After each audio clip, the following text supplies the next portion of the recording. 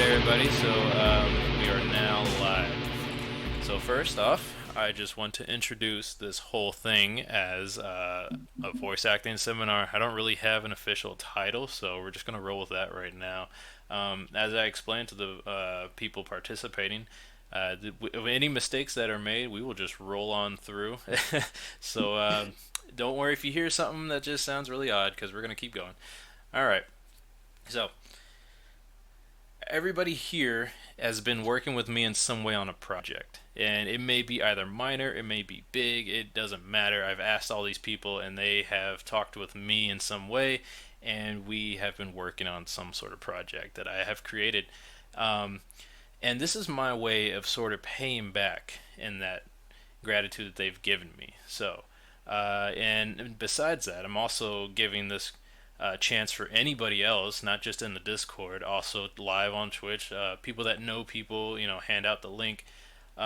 If you're interested in voice acting, I hope this helps you kind of get into that world, whether it be tiny, just a friend, or if you're actually doing this professionally, maybe somebody has something that they've been doing that you never thought about trying. Um, Hopefully, this helps you out. We'll just start off with introductions here. So I'm just introducing Miss Ann Hurd and Miss Elaine.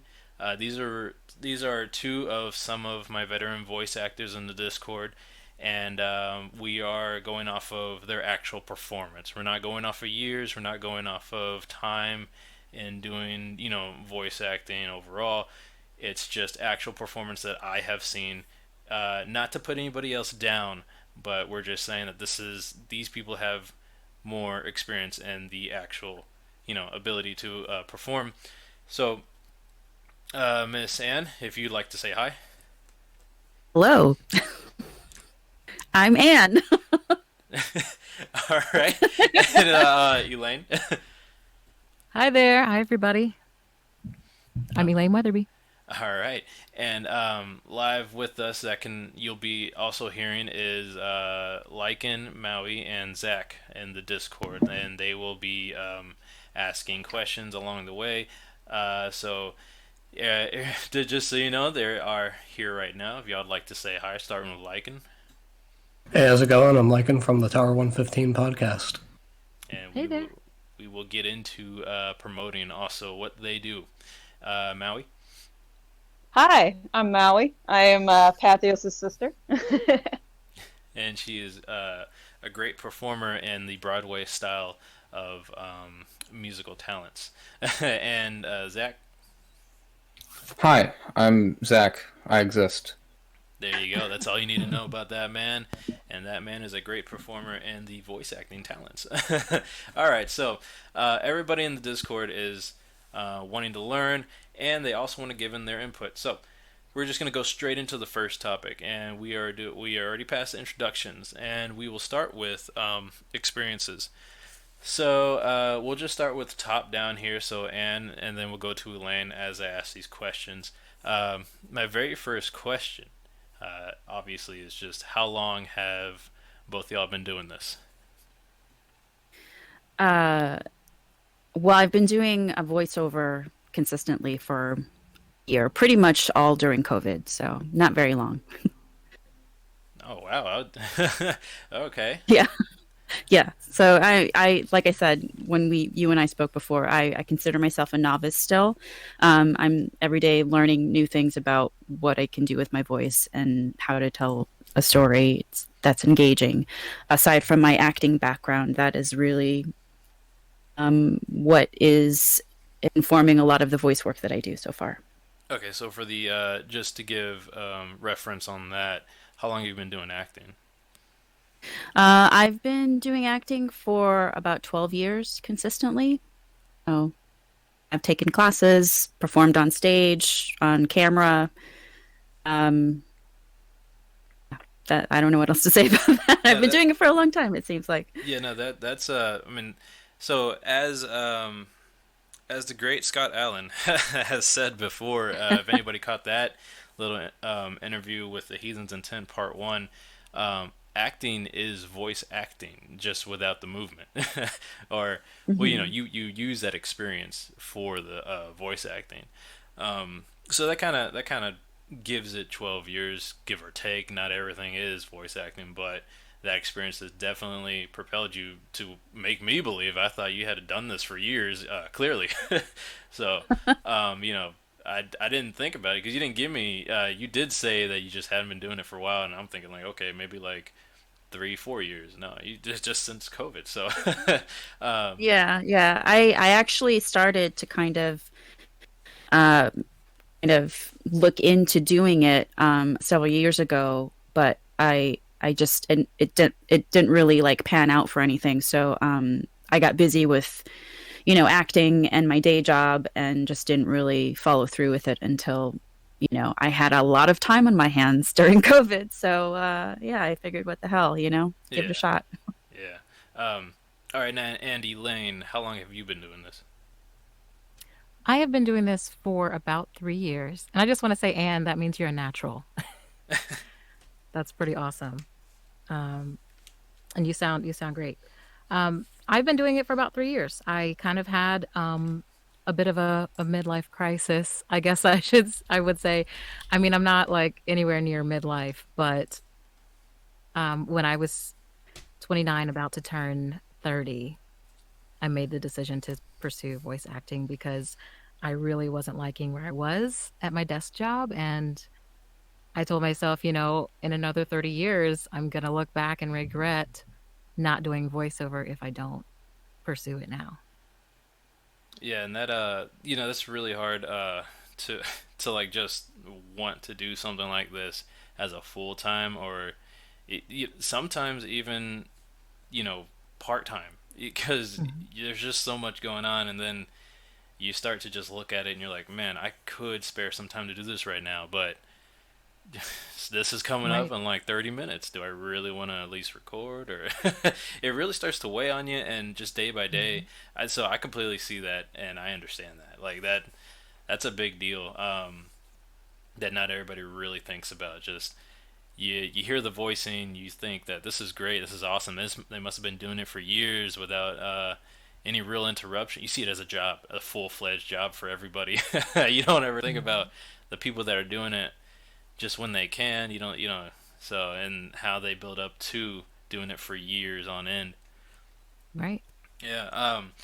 So with that being said, I gotta rethink my questions here because I was thinking the time was the other way around. I thought Anne had done it longer. Um, so given the acting experience, Anne, when you approach a role, what's the first step that you take?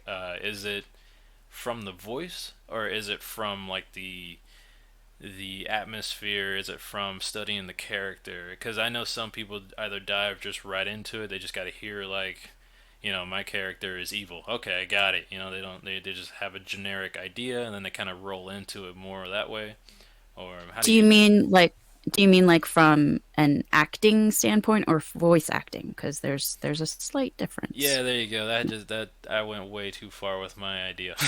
Yeah. It's all good. So I'm assuming that you mean voice acting then. Yeah, but like, how do you approach it? Do you start with the acting idea, or do you go with the voice acting? Well, first I read the script all the way through Damn, to that's smart. see. That's real smart. I never would have thought of that, to um, tell you the truth.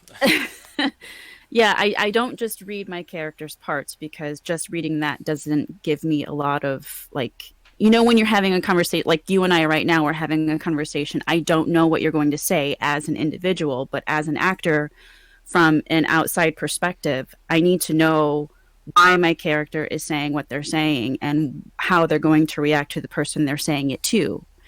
So I read the whole script.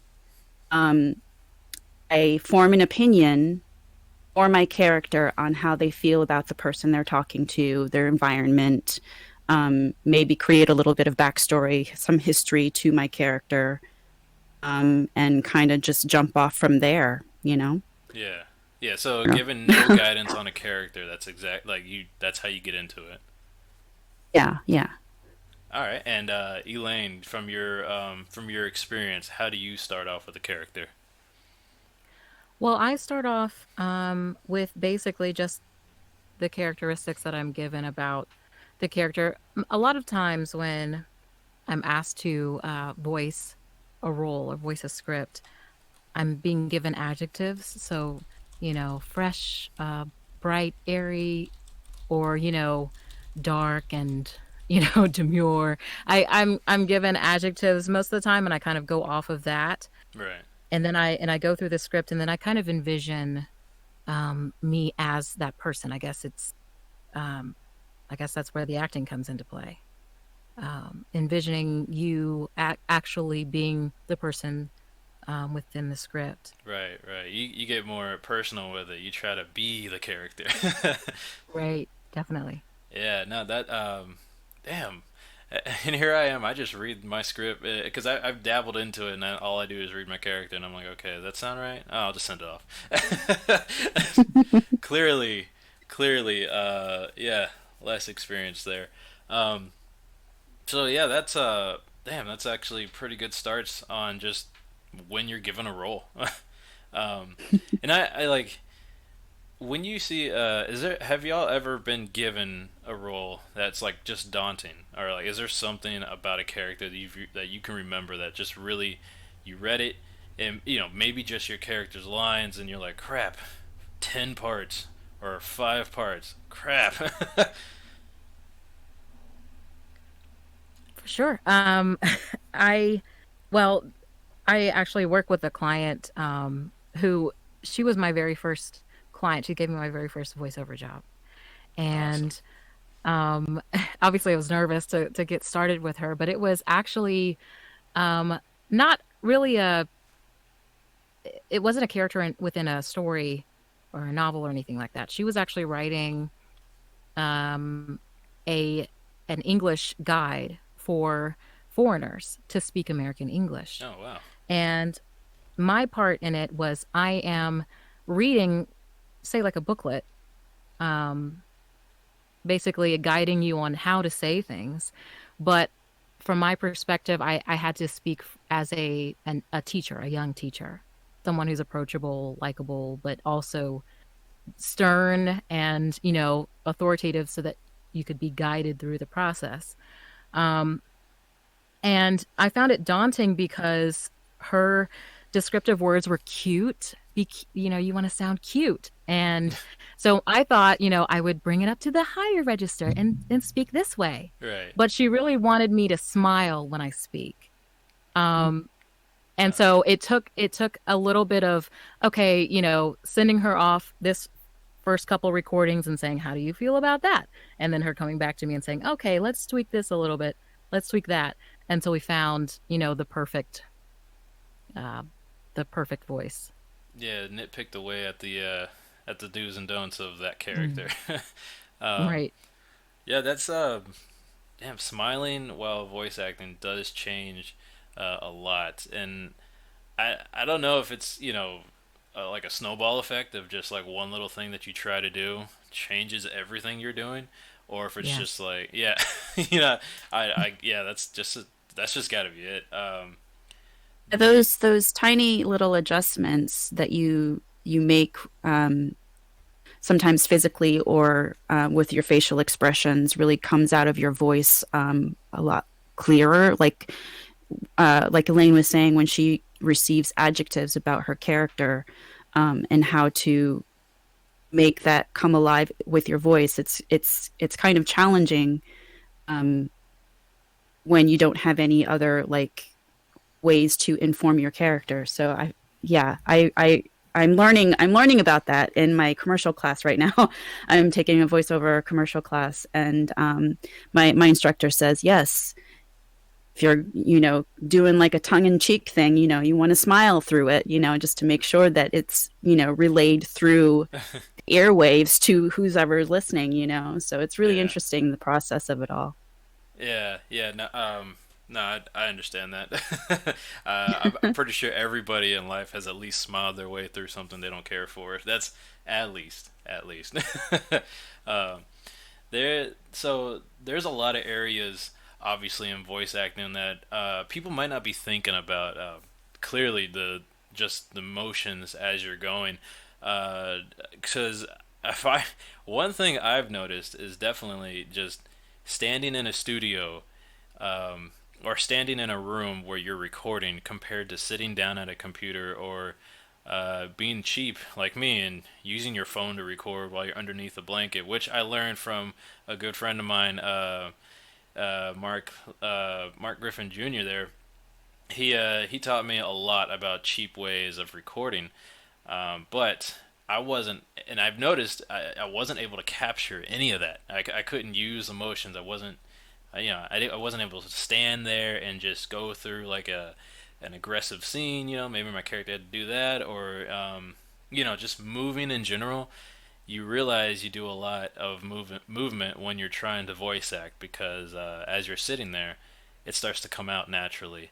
Now, with that, um, which way, I guess, have y'all been recording things lately? Just kind of a quick question. Is it have y'all been using a studio, or you go home, or how do y'all get across that threshold of recording? Well, I'll go first on this one, I think, because uh, I kind of have a makeshift thing going on in my tiny house. So I have a Murphy bed, and on the wall part, I've sound dampened it with some with like an old mattress topper and covered it with fabric, and then I have and then I have a sleeping bag that I tack up to the Murphy bed. Like when the bed is down, I tack it up to its sides, and I'm basically like holed up in this tiny little space from the wall in like at the head of my bed, and I set up all my recording stuff, and that is where I record. And it's really hard, like when I have a character that's really animated, and I start, like you said, you start moving your arms around, and you're trying not to like, Yeah. bump the microphone or anything like that, or rustle your fabrics, your clothes, or whatever, so you're not making a lot of like other unnecessary noise. Right, right. It's really interesting.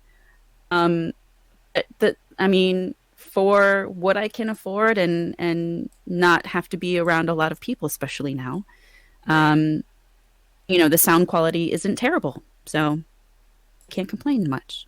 And Be Elaine, nice to be able to stand up and be more active and involved physically with the voice, but that's not possible for me right. right now. No, yeah, completely. I especially with COVID going around, it's one of the bigger parts that probably have shut down. Uh, and Elaine, I know you've been doing radio a little bit, dabbling in on that. Do you go there and record, or do you have a home setup too? I do both, but mostly home setup. I don't have an official office for my voiceovers, but I use my closet. I have a little bit of a space in my closet where I can kind of put a tiny little desk and, my recording equipment. And when I first started, when I actually trained as a voice actor, my coach was like, "Call it that's your home studio." Yeah. So, and you've got a home studio. I mean, it's you're putting things around so that they can absorb sound. It's, my clothes serve as, You're investing. soundboards. You're investing into that. Right. Exactly. So that's most of the time I record in my closet. Um, and, there are sometimes I do go to school. I go to the Ohio Media School. Um, and they have studios and things in there. And then, there are clients who will want you to specifically go to a studio um, in the area. So that also happens as well, but not too often. I think a lot of people, because of COVID, have um, come to, you know, actually be okay with, home studios. The sound quality I've Yeah. heard is the same. Yeah, that and not to put people out the job, but yeah, that does also take a lot of your own effort to figure out, how do you get that same quality. Um, just real quick, anybody in the Discord, y'all have any questions so far? I will ask periodically.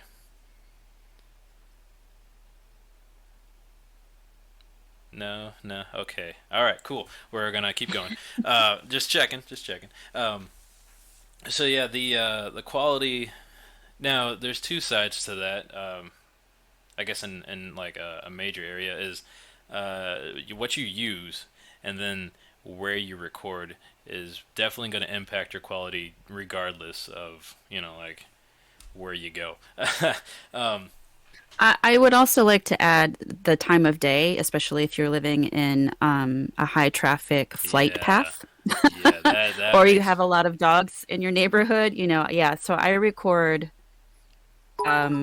late at night because of that. I mean, I live pretty close to the Burbank Airport here in Los Angeles, so oh wow.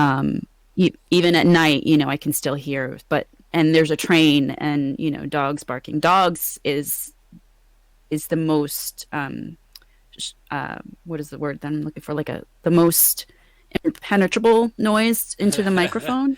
Yeah, Um, yeah, because so, that's like a natural just speaker, and they're just going. yeah, yeah. um, First off, thank They you. never run out of breath either. What's up? Oh, And they yeah. never run out of breath either. They're yeah, yeah, they never stop. They don't get tired of that. But first off, thank you, Mark, for those cheers. I saw that. Um, but yeah, there is a voice actor who actually she's streaming right now. Um, in the Discord, she's Kamar. Anyway, she's Kai. I can't pronounce that name. She's Kai, but she has had that happen a few times, and I like you don't notice it or you don't think about it sometimes because you're in a house, you're in your spot, and you're just like, I think this is good. I barely heard that car, or I barely heard that plane going overhead, and I'll lo and behold, I'm listening to the recording and I'm like, hey, I'm doing my best to get rid of this. I don't know who's out there weed whacking, but I can't get rid of that. Can you re-record? Yeah. Yeah, I do what I can as a producer. I do the best that I can to not harass, for more re-records. Um, and thank y'all for working with me on that because not only am I doing my best, but hopefully it also helps you kind of get more experience with the whole voicing. You get to run round two, round three, round 20. I'm sorry about that. uh, and also a lot of it is just after a while, I start to realize who is capable of getting better per times that they do it. Because like I definitely have what I call Frankenstein. I Frankenstein the lines because somebody's first go through, they had they had some great moments, but it wasn't all great. And then their second go through, they had some better moments, but the great moments are now kind of fading away. And then I'm like, you know what? That's good. I got it. And I've had a voice actor or two ask me like, "You sure you don't want me to do it a third time?" Like, no, I can Frankenstein this whole thing, and it'll sound perfect. So I do my best to help everybody work as little as they need to. um, but so with that, how often do y'all dread that comeback after like I don't know a week or two when a client or whoever you're working with has said, "Hey, I've heard your recording now. Can you redo this?" Is that something that like you really don't want to hear, or does it bother you at all, or how's that going? Go ahead, Elaine. I'll Well, it's let you go. definitely it's part of the job, you know.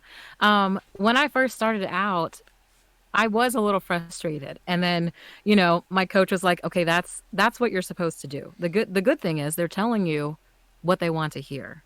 You know, Yeah. they're coming back to you and asking you to do it again. They're not saying, "Okay, I'm done with her. Let me find someone else."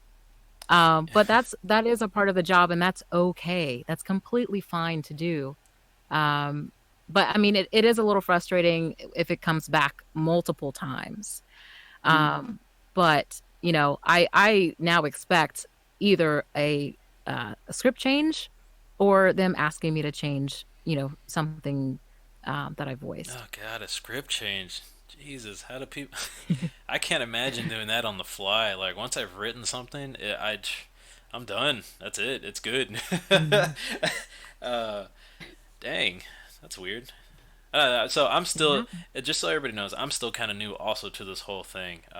Started in 2012, officially asking, a friend if they could voice act, and then it spiraled into this whole thing. But yeah, I'm still pretty brand new to the actual do's and don'ts as working with voice actors. So um, yeah, just hearing that's new to me. I have a Fiverr account where I've been getting Fiverr gigs, doing voiceover work and stuff.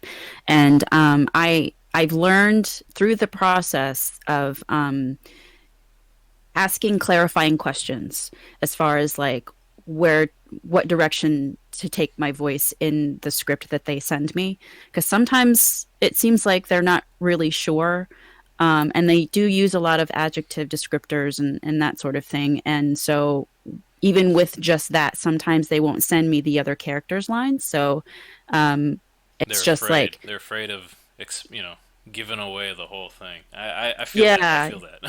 Yeah, and I understand being protective of your work and everything, but if this is like for companies and stuff like that, Yeah, yeah. I would think that you would, But anyway, that aside, they'll give descriptors and stuff, and so I am forced to ask, well, what is the tone of this script? Do you require an accent? It's important to know certain things to ask, particularly on Fiverr. I don't know if it's the same everywhere, but it's an interesting. And they do come back with, can you do this a different way? And I do allow two retakes on my gigs, so yeah, Oh, they will use it if they are given it. So yeah. that's interesting. I didn't know that's how the voice acting Fiverr worked. I've talked with a few Mhm. animators on there, and they're kind they're kind of like, this is what I do, and they talk to you a lot about like, what do you want. Um, That's interesting. I just didn't know that the voice acting part was like, hey, two retakes. Don't keep asking me. um, I Yeah. get it. I get why though. If you're especially, if you're putting your talent out there, you don't have all day, to work back and forth like that. Um, Well, and I think it just shows that while I value my time, I also value theirs, and I don't want to take up too much of it, because they're not paying a lot for, you know, I mean, it's Fiverr, yeah, so yeah.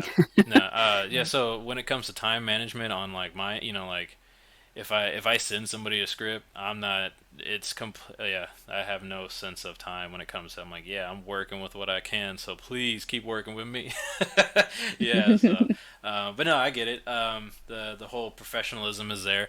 Um, let's go ahead and kind of talk about that a little bit. So I when did I? Oh, right, right. So hit record, which once again, so Mark just let me know he's back to Mark Leota. So Mark Leota had told me about hit record, and I looked it up and I started working on there a little bit. Discovered a lot of cool voice actors, and that's where I met Nice. Anne Hurd, and she was perfect for a role that I was writing in a um, cosmic horror. And that's when it finally, that's when this great adventure started. Um, so going with that, I did, I approach every voice actor as a very, I do my best to be as humble as I can be, to be as, willing to work with you, whatever level of talent that you're on, whether you be extremely up there and professional, out the a hole, or if you're just trying your best to get into this, or you just want to do it for fun. I do my best to work with you at every level, um, but not everybody does that.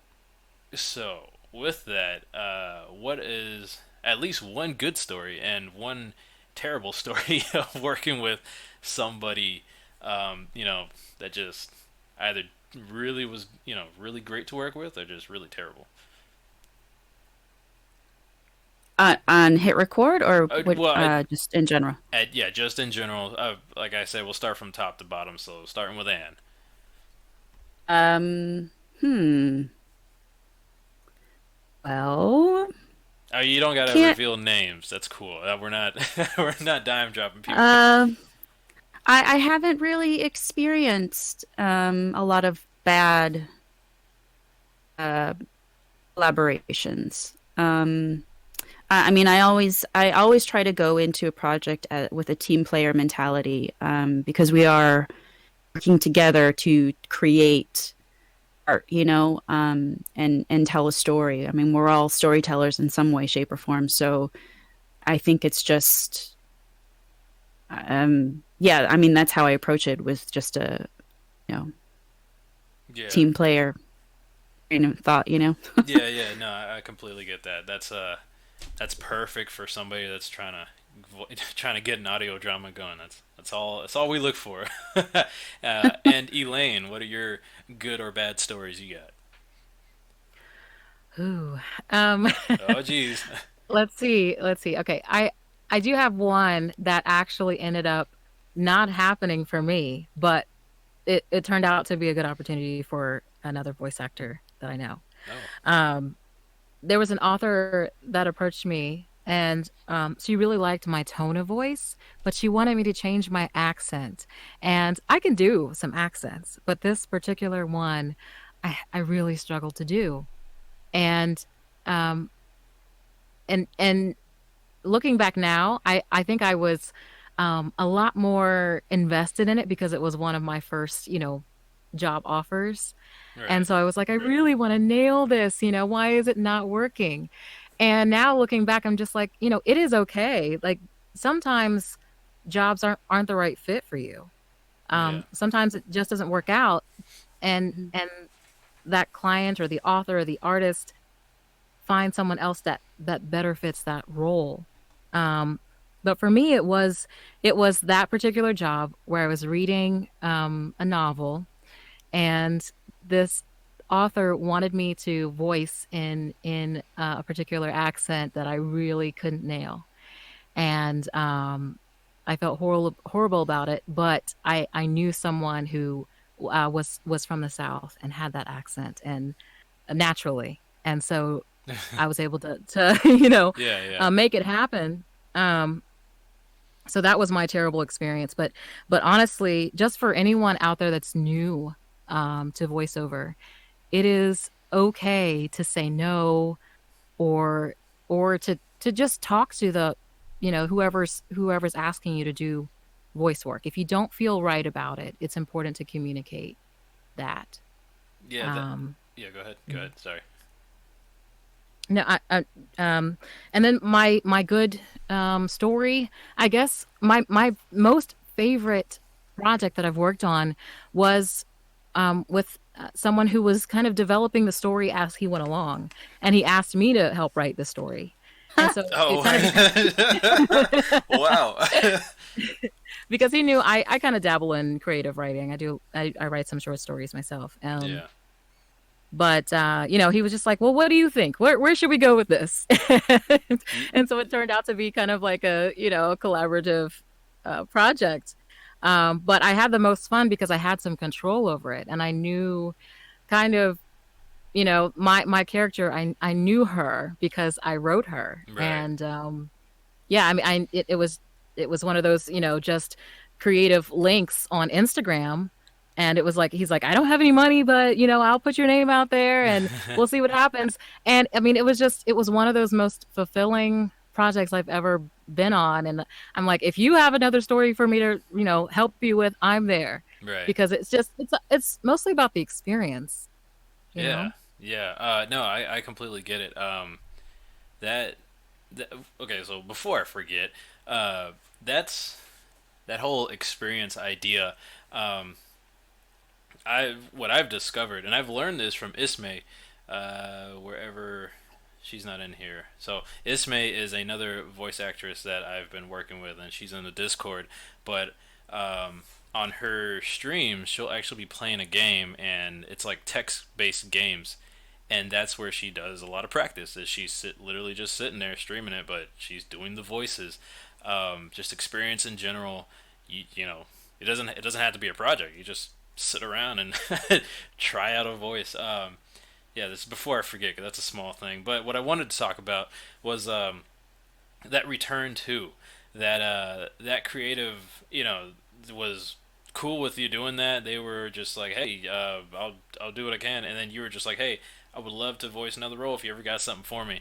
Um, that's Hmm. one big thing that I like to put out there as much as I can to any and all voice actors that I work with is, uh, you know, it may take me a little bit because I'm a one man show here doing all of my editing and all everything except every now and then the music. I leave it to good old Liam there, but I do my best to have a return, as much as I can because I come across talent all the time. I'm always reaching out to somebody. I'm always looking for somebody that's wanting to actually get into this, and that's what I want to do. I want to keep giving them a chance because first off, I always need a voice, and then I'll always end up writing a role, and then I need more voices. So the only difference that I at least think about is I'm always asking for more.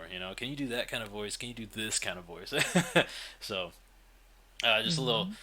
a little bit of a plug for myself there because I want to let everybody know, including the voice actors in this Discord, that I do my best to try and keep you running with as much as you can. Maybe a little bit outside the comfort zone there, maybe a voice you haven't done before. I want to get you to try. Because what I'm about is just helping everybody so they can help me, and then we can help each other get through this. So with all that, um, when it comes to pre-recording rituals, do y'all have any, or you just hit record and you're just like, all right, that didn't run good. Let me try it again. Is there any setup before you start recording? I mean, other than actually setting up. Yeah, yeah. Other than setting, like some I've what's one of the great Wolf of Wall Street. What was Matthew McConaughey's whole thing? He starts Oh tapping yeah, his he would chest. just, yeah, Yeah, yeah, that yeah. was his pre-ritual, acting. But obviously, there's some for voice acting.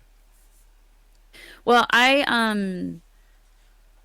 will sometimes just listen to music and sing along just to kind of warm up my voice, especially if it's a part that requires uh, a different range than I'm used to. Like, for instance, the narrator for No, no, no, wait. Don't say it. Don't say it. It's gonna be a okay, surprise. okay, But I know what you're talking okay. about. Where it's very low and a little bit more guttural, I do have to warm my voice up for that type of thing. So I will sing a song, listen to music, I don't know, read something out loud, Yeah. just to kind of, I don't usually do vocal warm ups because I don't mean other than like red leather, yellow leather, Right. and other nursery rhymes or whatever. I don't really know a whole lot of those. So I just find my own ways to kind of warm up. That's pretty cool. That's it. Yeah, no, I've never done any of that either. I just keep saying the line over and over until I I get it. That's essentially it. That's before I'm actually on the mic. When I'm after I've done all my character work, um, before getting on the microphone, then I'll, do the lines several times until I find something that I like. Right. And Yeah. Elaine, you have any?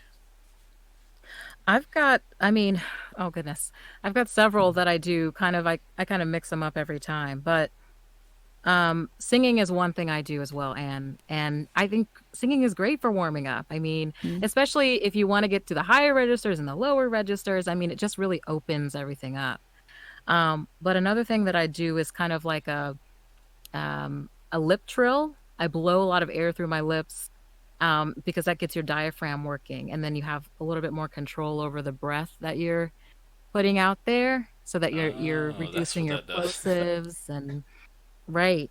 You have, yeah, a little bit more control over the the air that you're putting out. But another thing that's really great is drinking water or tea, herbal tea, Yeah. or eating a green apple, a Granny Smith apple, because those are sour and they take out a lot of the extra um, sounds, the moisture sounds in your mouth. Okay, so before I forget about that one, that happens a lot more Hmm. than you think about. Just for everybody that's wanting to be a voice actor or that is one, that happens so much. Um, I got nothing against it. I'm just saying, uh, Mouth noise can be yeah, it just distracting. Yeah. Yes. yeah. As somebody that sits through and listens through numerous recordings, it's like one of the biggest. That's one of the, one of the biggest things that just keeps popping up. Um, Of course, there are so many high-end programs and medium-end programs that clear that out. So that's why I say it's not a big deal. uh, Right. but before we move on, does anybody have any questions in the Discord? Alrighty, Nobody? I'll take it Don't as be a no. shy. It's cool. It's cool. If I could just add one more thing, Go ahead. though, one thing I found that's super helpful for me is if I'm feeling like I'm not enunciating, even after doing tongue twisters, like Mm. Peter Piper picked a peck of pickled peppers, Oh wow. um, I get a cork, um, like a wine Yeah. stopper, and I'll put it in my teeth, between my teeth, and I'll say the script or a small part of the script, and that really helps your mouth muscles engage a little bit more. Ah, Mhm. And then once you take that cork out, everything sounds a lot more clear. Mhm. So that's a really great that's new. quick. I have never heard of that. Yeah. Yeah, my commercial VO instructor, he says if you take your pointer finger and bend it and then stick the knuckle between your teeth, it's kind of the same effect, and Hmm. then say the lines. Oh, It okay. it sounds ridiculous, but Oh, it it does. sounds ridiculous, but it really helps you, Oh you know. man. Yeah, your tongue, your cheeks, like Yeah. all of those muscles are engaged when you do that because you have to work harder to enunciate, and Mhm. so once you take that cork out or your finger, it's everything just sounds way more crisp. So I encourage everyone to try that before you read that script. Yeah. Um, Yeah, I've never heard that before. Yeah, I've heard the finger part, the whole knuckle in your mouth. It was the cork thing that threw me off, but after you said that, I was like, oh yeah, this is pretty much the same thing. um, Or a carrot, a piece of carrot. That works yeah, too. yeah. Um, I meant to ask this earlier, like when we first started, because all I asked was experience. But how exactly did y'all get into voice acting? I know, Anne, you pretty much mentioned that whole you were acting and then COVID hit. Elaine, did you? Maybe I missed it. Did you mention how you got into voice acting? No, I really pretty much Googled it. I told you I kind of had that early midlife crisis, Right, right, yeah, and yeah. and then I was like, well, how do I pursue this? So I just put in how to make money using my voice, and then voice acting popped up, and then I found a company right away that did voice training, and linked with them. Nice. So while we're still on this subject, so a while back, and another way I try to repay all the voice actors back is any type of roles or chances I run into, I hand it off to y'all, especially if it's paid. There is Evil Achilles in the Discord who is he's got his own side project going on, and I told him by all means reach out, and I have a whole section for people doing projects. Post it there, so if anybody else wants to hop in on your stuff, by all means, that's what this Discord is for. Um, but crap, where was I going with that? Yeah, so um, having damn, damn. Oh yeah, having those chances there. Um, there was one chance that I'm glad Miss Ann had noticed because clearly showing my inexperience, I threw the opportunity in the Discord. I said, "Hey, here's a paid gig, guys. Check it out." and you started asking questions pretty quick. You're like, all right, so where is this posted? And I was like, I don't know, I'll ask. And then you started asking more specific questions, and you're like, this doesn't seem like a good idea. And I was like, oh crap, I never thought about it. I just threw it out there. Um, what are the pitfalls that you would tell somebody to look out for trying to get into this? Both, Um, starting with Anne. well, speaking to that specific situation, I wasn't sure if you knew the person, which number one is if you're going to, post somewhere and share someone else's project, that's great. But I have to know for my own um, creative safety, I guess, that you know them or have worked with them before or have some sort of working relationship with them before I feel comfortable enough to like submit myself for some random thing that I don't know about. You know what I mean? Like not to say that sharing it was um, Yeah. No, no, it could have been like a legit thing, but I don't know that. So that's why I was asking all those right, and questions. but see what that did though was that made me think like, oh crap, I didn't actually think to check the legitimacy of it. But you also mentioned a few websites of like where official postings go for like voice actors, and then like that's when the gear started turning in my head. I was like, crap, what are the pitfalls? And like, where do you not supposed to look out for? Like, or what do you look out for to not get into? And just real quick, anybody in the Twitch, by all means, ask your questions, and I will relay the questions to Miss Ann and Miss Elaine. But yeah, there was just a moment where I was like, I gotta look into things before I just throw out the chance. Just in case, because like I said, I look for any level of voice actor, and there may be that person that just is just getting into it, and they don't ever think about it, and they're like, "Hey, I'm gonna just throw my voice out to any and all," and boom, your voice is being used in some, weird or illegal way, which I don't know how illegal that would go, but you never know. It may be something. Well, yeah, and you want to be represented well as a voice actor. So if your voice is being used for something that you don't like, or if you don't like the story, or if it's like a material that you don't want to be associated with, it's a whole thing. So Yeah. I think you got to be cautious, especially now that everyone is on the internet and has access to everything and everyone. So maybe I'm overly cautious, but I'm trying to make a career of being a performer. So I want to be,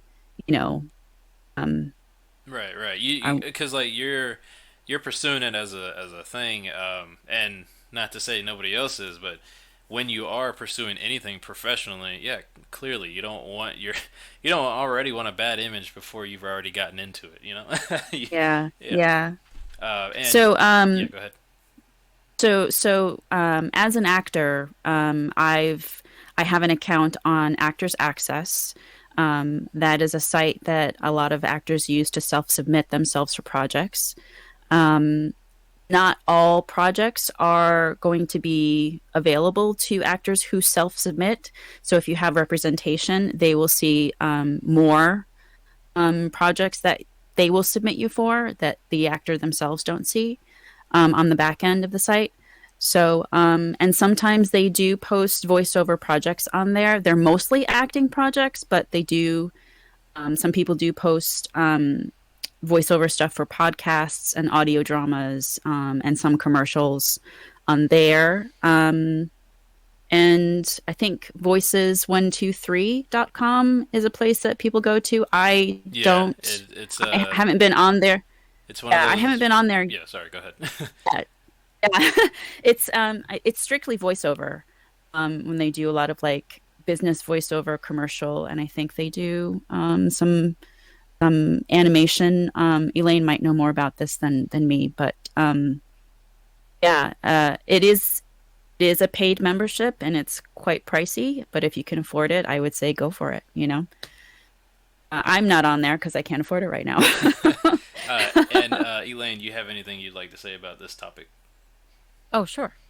Well, I just want to go back to what Anne was talking about. So voice123.com.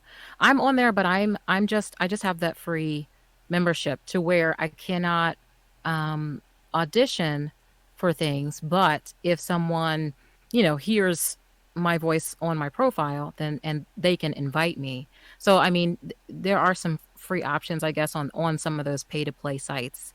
Um, Voices.com is another one.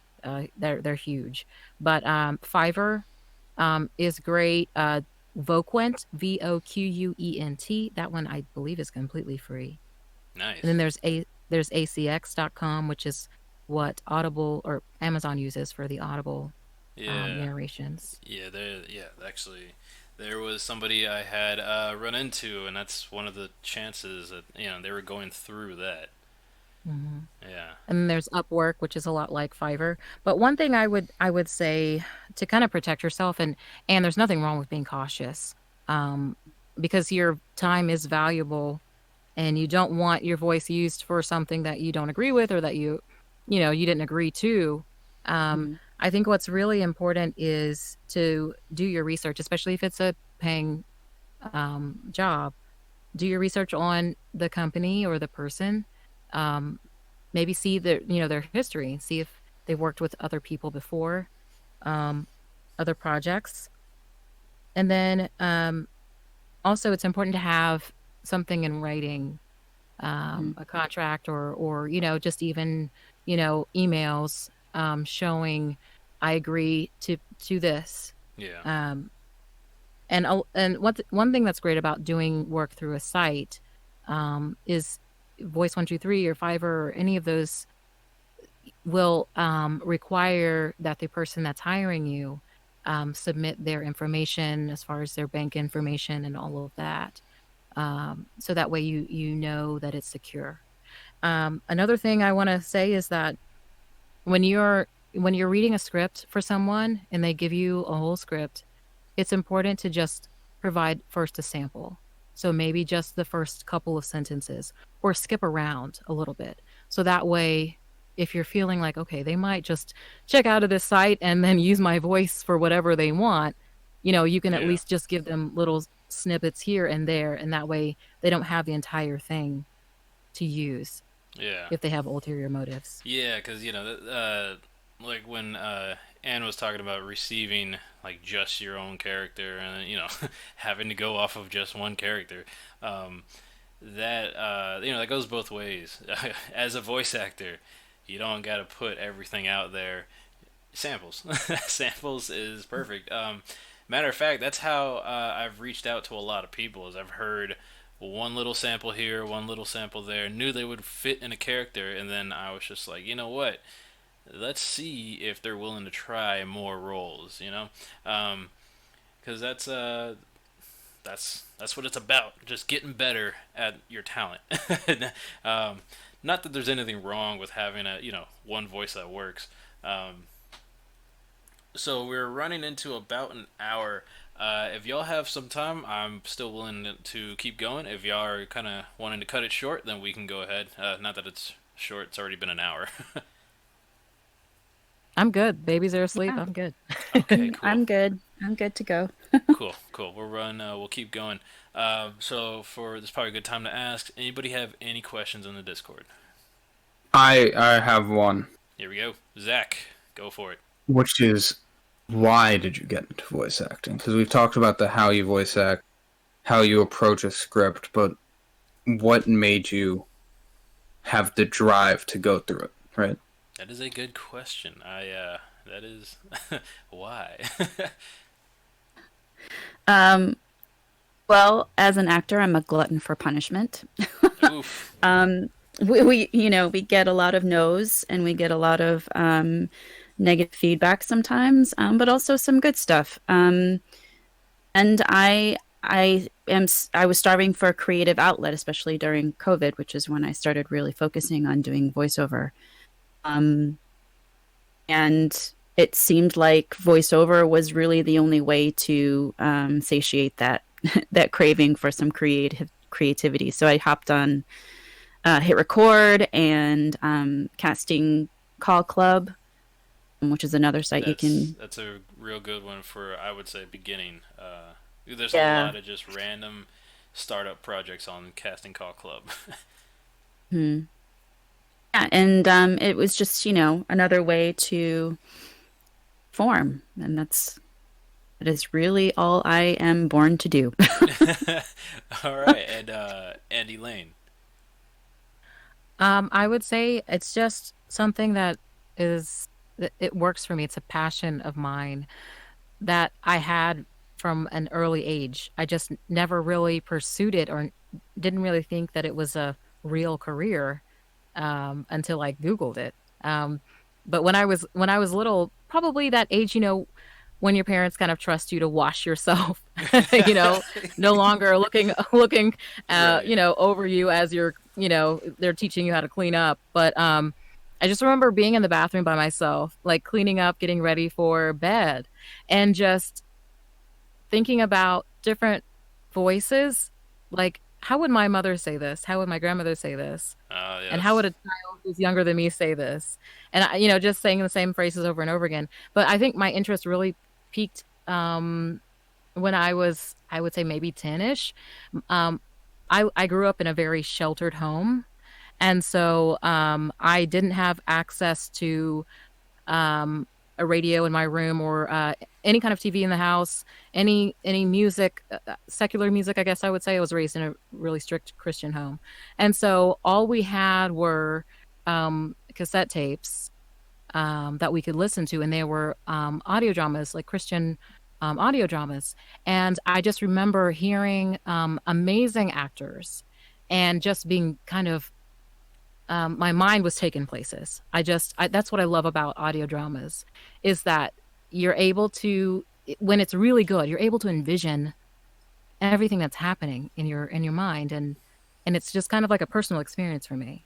Right. So that's kind of what keeps me doing it, is I just love to give the audience that experience. Yeah. Yeah. No, I completely understand. Um, yeah. There's a lot of like. I'm glad you mentioned that. At least at a younger age, being like, the spark of it all, because I think there's a lot of things, and from childhood that nobody feels like it, that was still there, and then when you start thinking about it, the stuff you're doing today may still, may have been those creative outlets that you've never really looked into as a kid. Because I mean, what do you know at that point as a kid? Mhm. you know, um, Right. yeah, you're just trying new things, and lo and behold, now it's a job. Now it's going. It's become Yeah. a skill. So let's see. That was Zach asked a question. Appreciate that, man. Appreciate that. So as I have a question. yeah, who Okay, Maui. Here we go. yeah. So you guys mentioned a couple of sites that you trust or that some of you are on to, to network and find jobs. Which ones would you say were the most, I guess, legitimate jobs for voice acting? Which websites do you think, in your opinion, would be best to try and look for opportunities? I mean, the easiest one I've used is Fiverr, and that gets me, I guess, I mean, you get a lot more frequent work, I think, through Fiverr and Upwork.com. Um, but I definitely trust them because they do have to kind of go through those secure checks, um, and ACX as well. So um, I've seen. I mean, because from your point of view, Maui, as a beginning voice actor, we talked about it, I know, in the past, but having a reel is a good start for things like Fiverr, and Mm. because I'm not downplaying Fiverr, as a startup, but right off the back, like looking for voice actors, That's one of the first things that I look for, some sort of reel. Um, but of course, yeah, everybody's different. Not everybody looks for a reel. So I'm just saying though that that's a good spot though for a reel is Fiverr. Yeah. When I So the reel that I have, I edited myself. And there are probably a lot of instructors that will say you're doing it wrong, but I don't care. I needed some sort of representation for my voice because I wanted to do more of it. So when I was on Hit Record, I was able to get cast in a few small things that you know. Um, where I could like stretch my voice and do different characters and voices and that sort of thing. And then I also did some narration on there as well. So I have a narration reel and I have a character reel. And I edited each of those and then put it on my Fiverr gig. And I had a friend who hired me first and gave me a review just to kind of, build some traction on my site. And from then on, it's just been kind of snowballed from there. So, yeah, I would say that if you don't have a reel, um, compiling projects through Hit Record and using that audio, making sure that you get the other artists who are involved in that their permission to use it for your reel first before, just out of respect. Um, make sure that's okay, and then you can. It's how I did it anyway. I mean, I'm sure there's more than one way to do it, but Right, you right. can also transcribe stuff that you see on TV, like commercials. If you need a commercial reel, transcribe some commercials and voice it. Animation, do the same thing. Transcribe your favorite animation a few seconds and voice that and record it. And there's easy ways to create your own reels. You don't need like all the fancy editing stuff Yeah, at first. yeah. I especially at first. So some of the new voice actors in Discord have actually uh, caught a single episode of somebody's story or somebody's animation from Minecraft. And I heard the voicings, and I was like, "Hey, these voices sound awesome." So all I did was just like, "Hey," I typed up a comment saying, "Is any the voice actors available for work, or who?" Because I just threw it out there. I was like, like, who are the voices? I want to work with them. So, and that was just after watching one episode of whatever series that was. I wish I could remember. But one little line, one little line is all it took for me thinking that that person might be a good voice for something. Um, so yeah, don't be afraid to just throw it out there. Don't be afraid to look for the smallest role, and don't be afraid to use it in the reel. That's also a thing. It doesn't have to be a big character or anything. Mhm. Yep. I agree. Demo reels are, I think, extremely important if you're putting yourself out there or making a profile. That's one thing, Pathios, that a lot of people who are hiring look for is they want to sample your voice. They want to hear what it sounds like. They don't want to have to reach out to you and say, "Oh, you're a voice actor, so send me a reel." They want it, easily accessible. And then, if you have books around, any passage that you find inspiring or poems, even, I mean, even something like that is really good, useful for reels, demo reels. Yeah, that so that being said, um one of the things I try to offer all the voice actors is exactly that, a narration of some sort, a monologue, and I'm just throwing it out there so it is well known across at least the Discord. Doesn't have to be not expecting every single person to approach me, but there have been at least a few, and they've taken me up on this offer. But that's one of the main reasons why I offer that is because as a starting voice actor, that's one of the big things that you might need is, a monologue or something so somebody can hear your talent or hear how you work with, a character. Um, And dang, I really wish Scott was here. He has, I'm pretty sure he would have something to say about monologuing in general, uh, because that, from what I've seen, is that takes a lot of effort.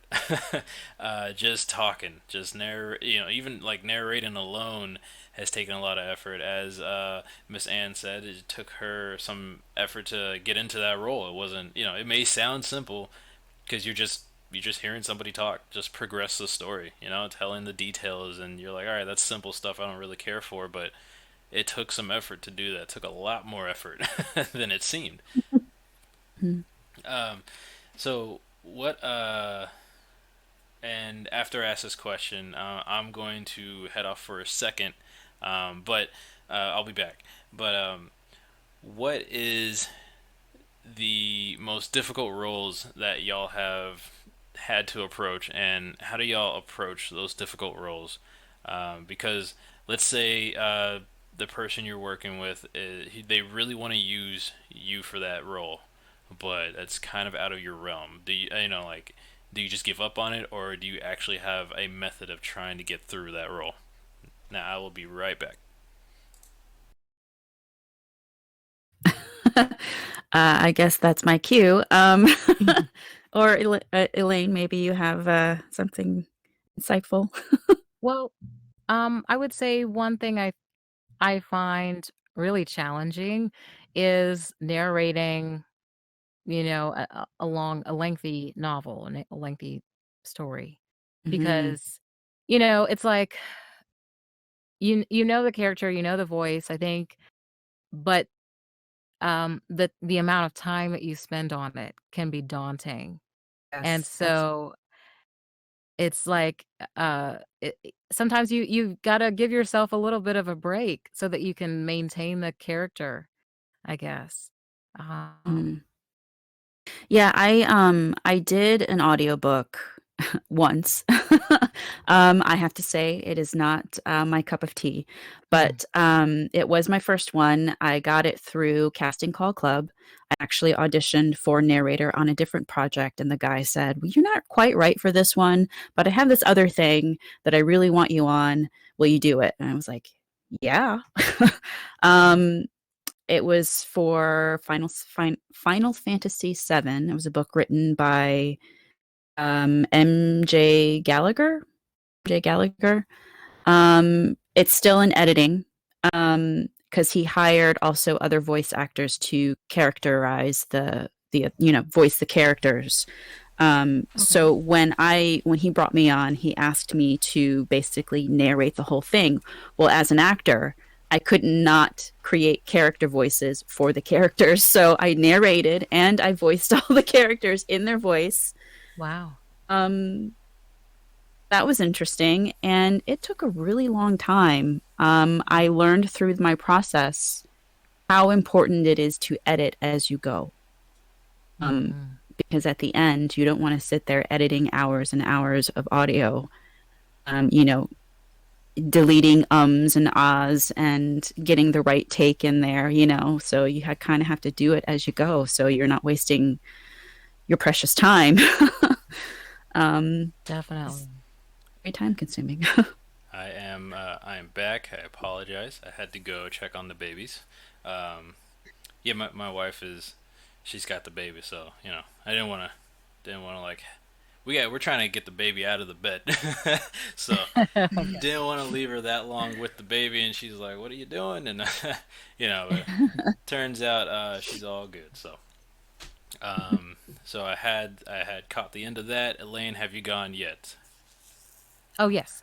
But I want to just say there was another really challenging role for me, and that was for Delta Airlines. They had a pilot What? script, it was a new pilot script. It wasn't a commercial or anything. So it's nothing that you would hear. Only Oh, pilots would hear it, like a manual. Um, and it was really boring. I mean, oh my goodness. And you're learning all of these um, acronyms yeah. like TS34B and and that was really challenging for me because it was like a twister within itself, saying all of the acronyms and knowing when to inflect your voice, because when you're reading a I would say a standard script or voice acting, Yeah. a lot of times you're I was taught to inflect when there's an adjective or when there's a verb. Um, and and doing this manual for pilots, um, I was instructed to be engaging so that they don't fall asleep when they listen to me. But also, you want to sound monotone so that you're like, authoritative and strict, and like you're guiding them. Oh no. So it was really challenging, but I feel like it was worth it because I'm like, oh, these pilots are, they're learning how to fly to my voice. Be good, but don't be good. Right. It's hard to be monotone, but friendly at the same time. Yeah, That's funny. that the best example I can think of for that specific role would be God, what was it? Portal, the game Portal with the stupid robot that was always insulting me Yeah. throughout the game because it was monotone, but it was like, GLaDOS. yeah, there you go, Gladys, that was her name. God, that was like monotone That's but awesome. funny. um, The writing for that really helped a lot, though, too. I yes, think. yeah, that definitely did it. So that's actually a good point to sort of talk about there. When it comes to writing and voice acting, that there's a difference. What is it? The good, what is it like? Or even acting in general, like the good actor can make can make like a role, a bad written role. Shit, I don't even remember what it was. It was something like a good actor can make like a bad character, seem good on to the audience. Um, but with if it's just like horrendous, no matter how great that actor is, it's not gonna go well. When it comes to writing, because it's kind of like, I guess, kind of like without the egg, there's no chicken, but without the chicken, there's no egg. It kind of like follows each other. Um, at least when it comes to the writing, I'm big on that. I'll write a script out, and the first thing I'm thinking about is like, okay, if this role is for this person, how can I write this so it suits what they're great at? Because that's the first thing I look for is like, okay, what I ask anybody like, all right, what are you good? What are your strengths and what are your weaknesses? Um, Mm. so when how do you make a poorly written character into how do you make them sound great? It may not be extremely bad, but when you're reading it, it may seem a little bland. Um, for me, I think it comes down to informing the character itself and their relationship with the person they're talking to, and how to make that more um, personal, I guess.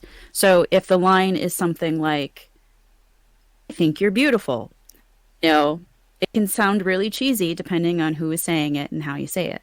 Or it can sound really heartfelt. Let me give an example. If it sounds cheesy, it's like, I think you're really beautiful, you know?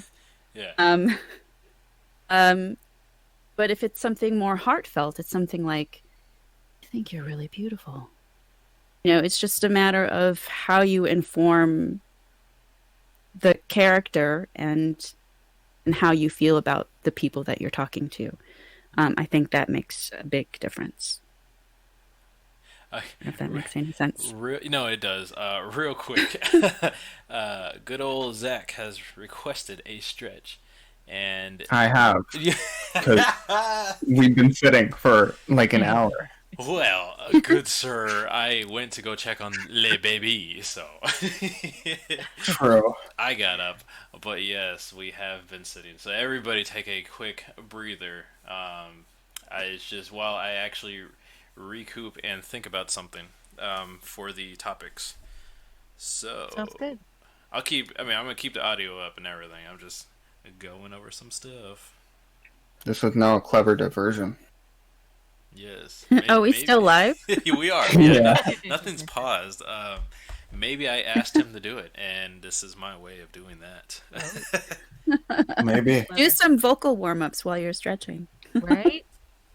Oh man. So one thing I've tried, speaking of stuff like that, I've tried um, getting into singing, and just vocal warm up in general had really deterred me from wanting to sing. Wanting to get into singing more. I hated it. And Maui, I don't know how you did it. I really don't. Like, I remember giving it a shot for a good like month and a half, and I was like, how? How do you get past these warm ups without feeling? I don't know. I felt ridiculous. um, yeah, Um, well, I just think it's because ever since we were kids, it was always my passion because yeah, of dad. So I never thought of it as like yeah. draining or work. Yeah, that's true. Yeah, so we used to have, and I got to start doing something like this. My dad was he was hired as back in the day, like '90s. He was hired to do karaoke. Now, if people don't know, it's not just like at a bar, a karaoke bar. Like some bars would hire people to go and do karaoke, kind of like a DJ. But except you're putting it on a screen and people can sit there and just do karaoke. So my dad was hired to do that periodically, and every Friday would be karaoke day at our house. So um, ever since I was a kid, at least, like my first conscious thought, I remember seeing Maui, singing. So that was natural for her. Me, I never sang. I was so embarrassed. So naturally, nowadays, vocal warm ups, I feel ridiculous. I can relate a little bit to that. My dad and I used to sing Disney songs together. Oh God. He loved singing. He introduced me to musicals and everything. But that's I mean, when I like warm up, I will do like a like that kind of thing, Yeah. and I try to go to the highest that my highest note that I can make and then my lowest note. So it's kind of like, well, it might literally be, but it's kind of like stretching the vocal cords then. Mhm. Yes. Ah, okay. Yeah. Mhm. So, I mean, clearly I know more about string instruments than I do about the actual vocal cords. So, you know, I try to I try to relate everything to that because same thing with scales. I think with any musical instrument, the voice being one, scales kind of the similar setup. Stretching out, just getting ready to be able to perform. Um, so so we've covered a lot of topics when it comes to voice acting, and I was gonna leave this out for another time, but since we are kind of going into more time here, um, the technical side, the one thing everybody kind of either hates hearing about or doesn't care to change because they have the talent, but they don't have the technical setup. So the talent is kind of going down the drain. A lot of I've that's where a lot of re-records start coming in for me, um, and 'cause it's not too big of a deal, but there are some times where I'm just thinking and I'm hearing it and I'm like, man, this is great, this is perfect, but the recording I cannot fix. I'm trying. um, so as a starting voice actor, one of the things that I always tell everybody, whether they are already have a setup or they don't have a setup, if you are just trying to get into it and you find yourself not having time, one of the quick and easy ways, as I mentioned earlier, and I learned it from Mark, is using your phone. He actually had showed me like the through the iPhone because iPhone had one of the better quality mics, and they even have accessories for like filming, and that's freaking crazy. I had no idea. Like they have full fledged accessories to where you can turn your iPhone into an actual like camera, and same thing with like recording for like audio. Um, but it worked just as well as any mic. So then I started learning about the other things I could do. Go into the closet, put a blanket over my head, and then go into the car, put it same effect, put a blanket over my head. I always try to find a way, and I utilized those methods even while I was in Afghanistan because I was getting paid at that point. I had come across the animator Mort, and he's wanting some writing, he's wanting some voice acting. I was like, yo man, I can do the writing, the voice acting, I don't know. So he said, no, no, please, come on, man. And I was like, okay, sure, I'll give it a shot. And I didn't know where I could go, so um, but luckily, up armored vehicles are very well, and they create that closet effect. So no sound, no nothing outside the vehicle. Try to get away from the generators, and that's exactly what I did. I just sat there with my phone, the good old iPhone. I was like, all right, I can do this. Started recording, and I was like, damn! I listened to it. That worked. In a broken ass vehicle, here I am recording. you know. So there's always a way to record. Even when you don't have time, you can make some sort of. I'm not saying to do it. You do what you got to do. But if you really want to get something done, there is a way. You got to think through it though, because clearly I had to think my way through that. I'm over there in Afghanistan trying to figure out how am I going to do this for this guy. I can do the writing, but he wants recording. So, um, do y'all have any hints, tips, any advice to give out? Because there's obviously a lot to give, but just we'll start with the basics here. I mean, if a phone is all you have, I mean, I would say just play around with it. Play around with the levels if you can. Play around with where you have the microphone positioned in accordance with your mouth. I mean, you want to make sure that no breath gets blown into the microphone. Like there's not a lot of air blowing around. Definitely, space that you're in makes a huge difference. Make sure that you have a lot of like soft fabrics around, no like hard surfaces where sound waves can bounce off of and echo. That said, don't make sure you're not in an echoey space.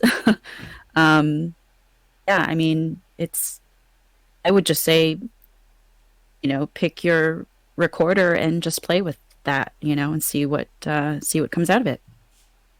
Yeah, that. Oh, Elaine, do you have any?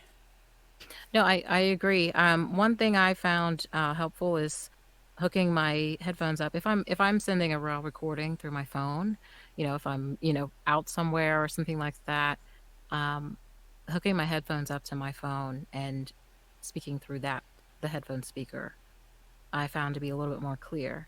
Mm. Um, and then also, like you said, and soft fabrics around you that can absorb that sound, whether it's blankets or whatever. Um, I was going to say one more thing. Oh, um, I know it can be uh, a little uncomfortable to do, but if you have any air blowing, you've got to turn that off. You've got to turn off your AC or heat or anything while you're recording, because especially if you're sending over a raw recording without editing out any noise, um, and yeah, I mean, it could be uncomfortable for a little bit of time, but you can always turn that fan on, once you're done, once you start editing or once you Mm. send it over. Actually, there's a lady I follow on LinkedIn who she's getting pretty popular as a voice actor. And so she's, how some people, when they work out, they have those kind of sweatsuits.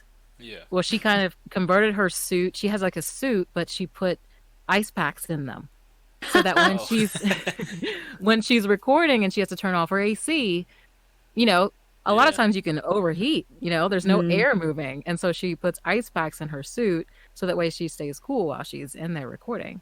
Smart. I completely. I get that. Yeah. Because um, idle noise becomes so natural to your ears, you don't ever think about it, and then when you hand it off to somebody else, they're like, "Hey, can you like redo this in a different area?" And you're like, "What are you talking about? It's quiet here," and that's one of the first things that you never notice is literally the air in your house.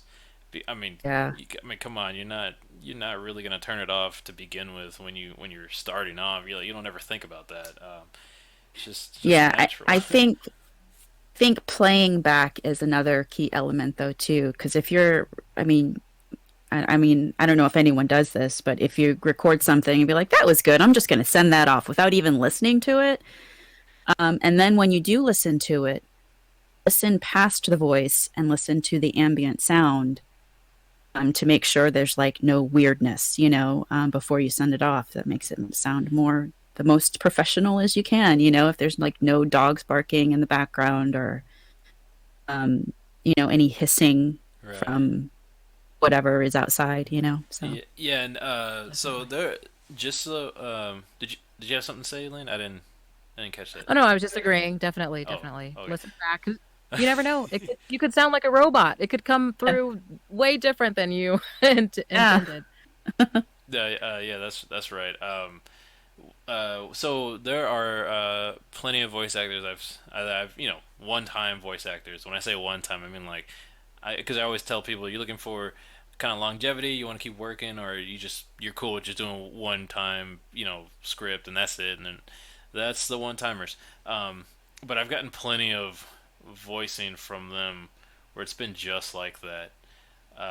They don't listen to it and they they left in some just long pause or something, or some long voicing where clearly they didn't do the editing, which cool, I'm not expecting you to do it, but courtesy editing of cutting out that 20-minute pause, or your mistakes just back and forth of um, like I could tell that's where they paused, took a breather, it mumbled something to themselves, and got back into it. Nothing to do with the script, and I'm just like, okay, I'm not all right. I got nothing against that, but yeah, okay, that's weird. um, that's those are to me it's odd. As I try to voice act, periodically, I think I get real self conscious about it. I'm like, okay, I've heard it once. I hear some mistakes. Do I want to edit that out? Do I care to do that? Like, do they want to put the work in to edit out the little tiny parts? Like then I start saying, let me touch it up a little bit. Let me start nitpicking myself, and then I spend like 30 minutes editing 3 lines because there's so much little things that I personally would have edited out, to begin with. Um, so yeah, like from my point of view, I wouldn't ask much. Just if you're gonna record something, don't do your best not to record it word by word or line by line. I don't want tons of files. Um, but at the same time, I'm not expecting an hour-long recording when I've only asked for like 5 lines. Uh, you know, so there's a lot. Those are extreme examples, by all means. I agree. It's helpful for whoever is editing it to not leave those long pauses in, or when you take a drink of water. I mean, just kind of any spaces that you have, just try to take those out. Because generally, when someone's listening to you for the first time, they want a quick listen. They don't want to have to scroll through and, do those spots when you do speak or. Yeah, yeah, Yeah. that's true. Yeah, that said, I think if the problem is you don't know how to edit, there are plenty of videos on YouTube that show you how to use your program.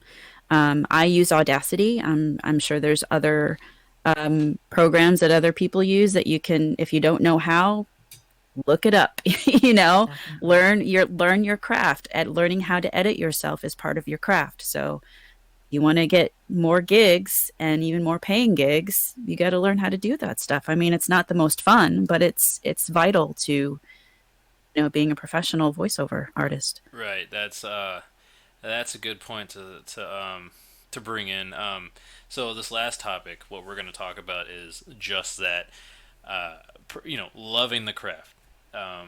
One thing that I've come across from the whole spectrum is people who completely are into it, people who really want to keep going. And real quick, Zach, I'm gonna use you as an example because you caught me off guard with this. Um, People who are just dedicated, like Zach has been. I've just interviewed Zach recently, past few months, and I got him on the Discord.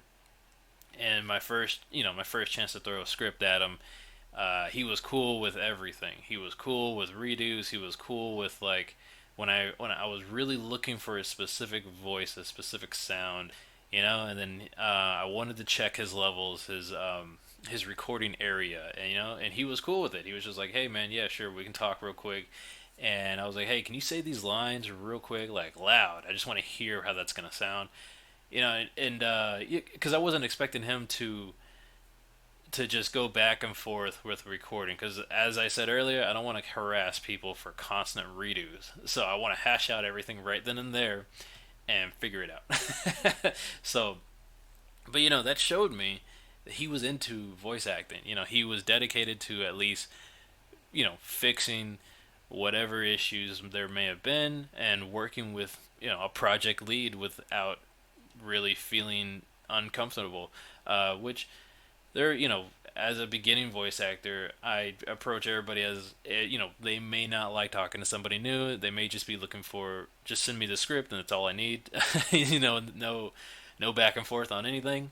Um, it's whatever, but just people like that, they really show that they love what they're doing, and it helps me because then I can work with you, and then I can, as a producer, I can come back to you and return with a lot of different roles because I know that this person is going to be able to, get through it. And when there are issues, they are willing to try and fix that. It just overall helps out, you know? Um, so, as a person who really is loving the craft, what are some of the good habits to keep going with or to pick up and create? Uh, Me or just anyone here? Oh no, sorry. This is, for Oh, yeah, for Anne and Elaine. I mean, if you want to put in your input, man, by all means, go for it. all right. Well, I just feel like the most important thing is when you get feedback from your director, client, whoever it is. Uh, the entire point of that feedback is to help you grow not only as an actor but also as just someone to work with. You don't want to be like left in the dust because you can't like deal with them wanting to retake shoots. You gotta go in with that mindset of they're here to help me. I'm here to make something for them. And at the end, you want your best work going in. And if they want it a certain way and you want it a different way, just talk it out. Or if they want it a certain and you understand that process, you just have to kind of realize what's going on and realize that they're not out to like every criticism they gives you isn't out to attack you, it's out to help you. And I feel like that's the most important thing. Yeah, that's one of the hard things, especially when it comes to something like this. The arts in general come from everybody's like sacred place. They definitely approach these types of things personally, and that's real hard for some people to break free of that mindset that they're not that just everything they do is personal, and it's hard. It's real hard to break away from that. I think it's kind of natural. You're putting yourself out there and you're receiving some sort of feedback. That's why personally I try to approach that as delicately as I can because I know I hate hearing your script sucks, man. I hate hearing it, but if it sucks for one person, that means maybe I did make a mistake. Maybe I need to improve somewhere, and I will always take somebody's criticism to heart, so I can at least analyze my own work and see what did they not like. What audience am I pushing away? Um, so as a voice actor, a bit more experienced, Elaine or Anne, either or, what are some like would so when you receive a script, would you ever try and correct something on that script, or at least mention Uh, hints? I actually, while back received a Fiverr gig request to voice a script that was terrible. And Oof. um, he asked me if I would do it, and I said, I can't in good conscience voice this. I'm sorry. If I may be so bold to suggest that you have, a script editor go through it with you and just go over some story points and some grammar, because there was a lot um, that wasn't clear to me as far as how the story was supposed to go. And I didn't feel like, Going back and forth. um, well, and I wanted to do, I'm the type that, being a creative artist, it's important for me to represent myself well, Yeah. but also represent others well, and me not and not being clear on what exactly I'm going to be reading. It's like I'm doing both of us a disservice.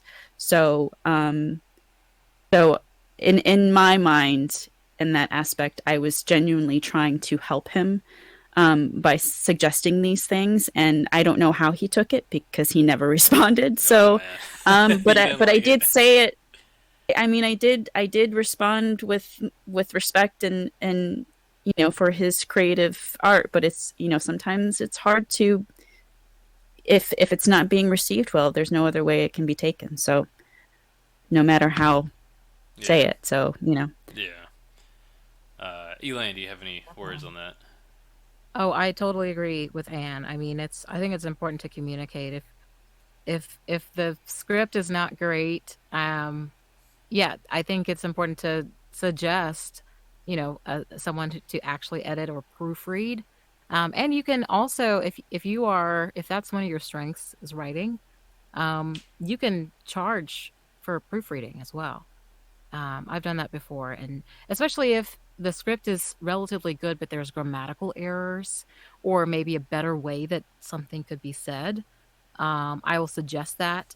And then also, there are times where I will read the script or read a certain passage and then read, uh, you know, give a second take, that where I feel like the words flow a little bit better.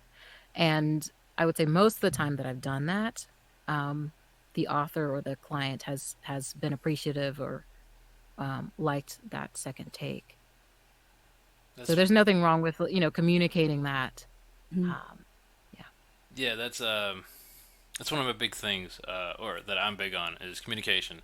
That's why once a week I always send out that Friday updates.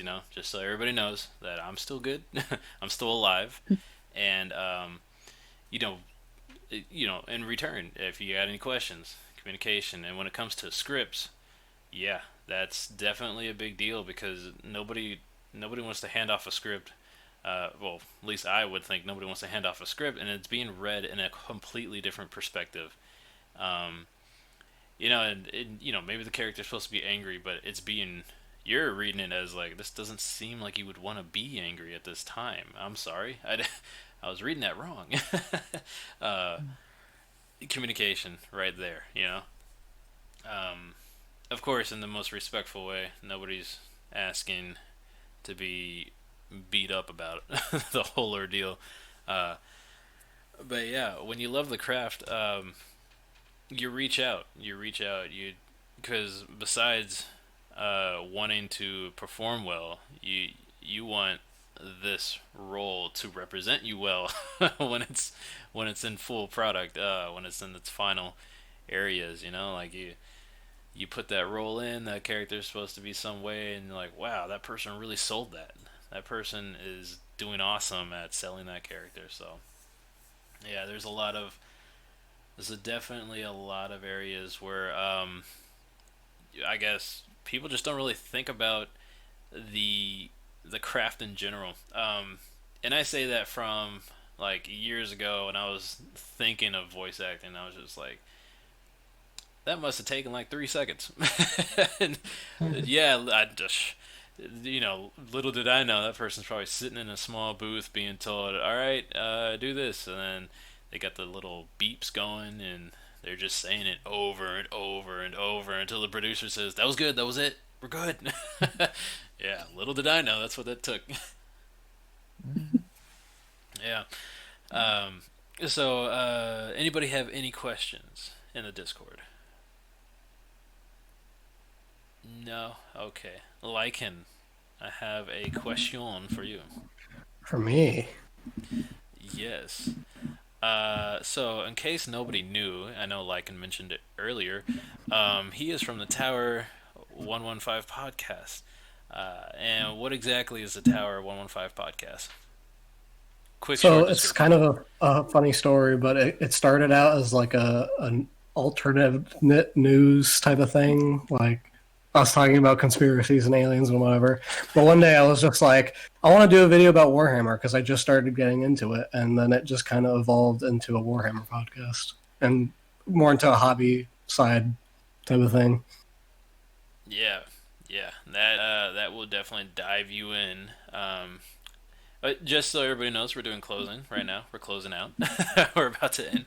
Um, so yeah, I'm gonna go down the list of people that that I have here. But yeah, so great podcast. Just starting Thank up, you. picking up a lot of traction there already from YouTube to Instagram. And how I discovered them is they reached out to me, and I appreciate that. And I had did a little something for them, and they went ahead and interviewed me. So you'll catch that on whenever they put that out. But if you want Yeah, to, we're still editing it, yep, but sweet, sweet. So you want to catch what I did? I'm not gonna reveal because I want to keep it as a cliffhanger and make people go check it out. yeah, it came out really good. We had a lot of fun. Awesome. Yes, we did. That was an awesome interview, by the way. Um, so yeah, be sure to check out his channel. If you want to go ahead and plug yourself in there, man. Yeah, we're just Tower 115 podcast on YouTube and Instagram. All right, awesome. And Maui, are you there?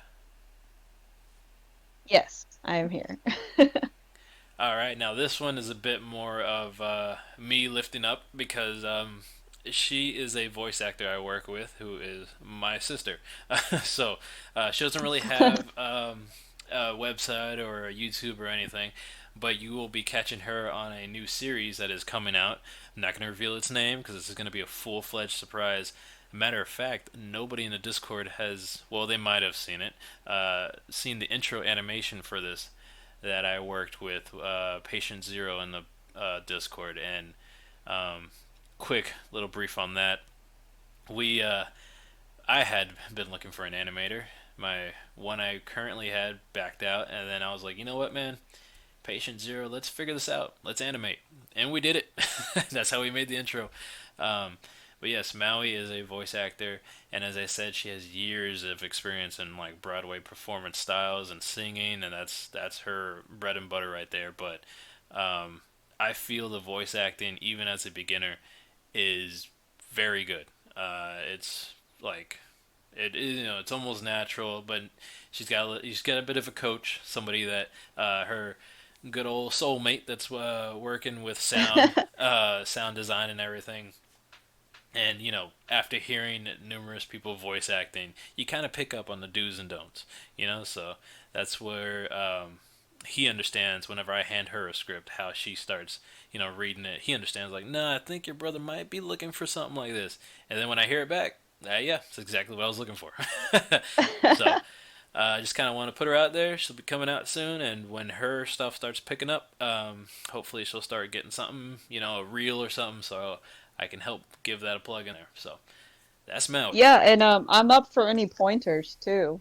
If anybody hears my work or anything, I am not opposed to criticism. Like I don't mind, getting tips and stuff on anything. And that respectfully, as I just want to throw that out there, as respectful as everybody can. That's what I try to keep, at least on a minimum, for everybody. If you're going to criticize, be sure it's in a good manner, because not only will that person learn, they may actually pick up on what you're trying to say instead of you just saying they're bad. You don't really learn from that. You don't know what was bad about it. So, um, next up, Zach Bob Joe. Are you there? I am, and I have absolutely nothing to. But if you haven't already, make sure to go subscribe to the host of the show, Pathos, on YouTube, Pathos Productions. Alrighty, good Uh, sir. Well, Make sure to check them out. there's a mysterious man, and you will be catching him also on the new series. Um, Before I forget, Zach, I don't know if we ever finished what we were working on last time. If we didn't, I will hit you up. All right. And and our veteran voice actors, Anne, would you like to give any closing comments? Um, Veteran. That I still laugh when you say that. Well, Compared I to the know, rest of us. I know what you mean. yeah. um, yeah. One thing that if you're new to voice acting, you want to check out, I want to be a voiceactor.com. That's Write that down. straightforward. Yeah. Write that down. I want to be a voiceactor.com. So D. Bradley Baker is a well-known voice in the VO world. You've probably heard him, but didn't know it was him. Look him up on IMDb. He has voiced a lot of things. Um, and he created this website for new people who are looking into getting into voice acting. Like, how do I do that? And where do I go? And what classes do I take? And what things, how can I basically just how to be? So, yeah, definitely check out that site. There's a lot of information on there. There's an interview with him and um, this woman out in the UK. I can't remember her name, and I'm doing a terrible plug for them, but it's a really great, it's a really great interview. There's like it's in video, and he does these exercises that he does with his voice, and it's just interesting watching him like be so animated on camera and do the voices. It's super fun. I enjoyed it.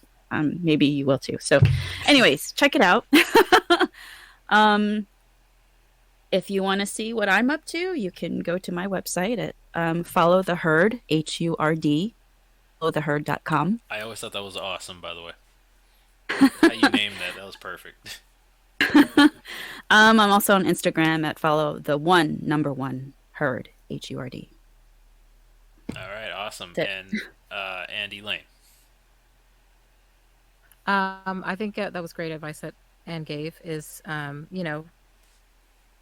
seeking or not seeking advice, but actually looking at other voice actors who have been in the field for a while. And they have all sorts of documentaries and YouTube and, there's a lot of great free resources so that you can get started at no cost.